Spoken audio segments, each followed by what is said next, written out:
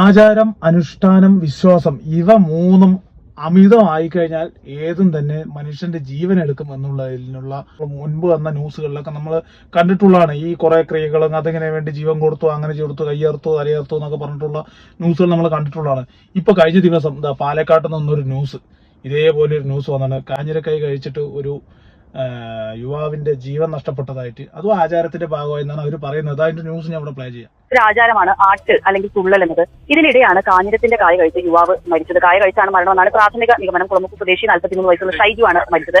500-ലേറെ കുടുംബങ്ങൾ ഒത്തുചേർന്നാണ് ഈ വർഷം തോറും ഈ ഒരു ചടങ്ങ് നടത്താറുള്ളത്. വെളിച്ചപ്പാടായി തുള്ളിയത് ഷൈജു ആയിരുന്നു. അപ്പൊ ആചാരത്തിന്റെ ഭാഗമായിട്ട് ഒരു തളിക വിശ്വാസമാകാം, പക്ഷെ അത് അധികമായാലുള്ള പ്രശ്നമാണ്. വെളിച്ചപ്പാടായിട്ട് പറഞ്ഞ തുള്ളി ഇപ്പൊ കഴിച്ചു എന്നൊക്കെ പറഞ്ഞത്, ഇനിയിപ്പോ പരലോകത്ത് പോയിട്ട് ഇനിയിപ്പോ തുള്ളിക്കൊണ്ടിരിക്കുക എന്നല്ലാതെ വേറെ ഒന്നും പറയില്ല. കാരണം വിശ്വാസവും ഈ പറയുന്ന ഒരു മനുഷ്യന്റെ ജീവനും തമ്മിൽ ഭയങ്കര രീതിയിൽ വ്യത്യാസമുണ്ട്. കാരണം ഒന്നും സംഭവിക്കില്ല. ഇവിടെ വിശ്വാസം കൊണ്ടുപോയി കഴിഞ്ഞാൽ ഇവിടെ ഒന്നും, ഒരു മനുഷ്യ ജീവന് പോലും ഒരു വിശ്വാസം കൊണ്ടുപോയി ആ വിശ്വാസമാണ് അവൻ ജീവനോടെ നിർത്താൻ, അല്ലെങ്കിൽ ഒരു അപകടം ഉണ്ട് അവനെ ഒഴിവാക്കാൻ പറഞ്ഞു. ഇതൊക്കെ സിനിമയിലൊക്കെ നടക്കുള്ളൂ.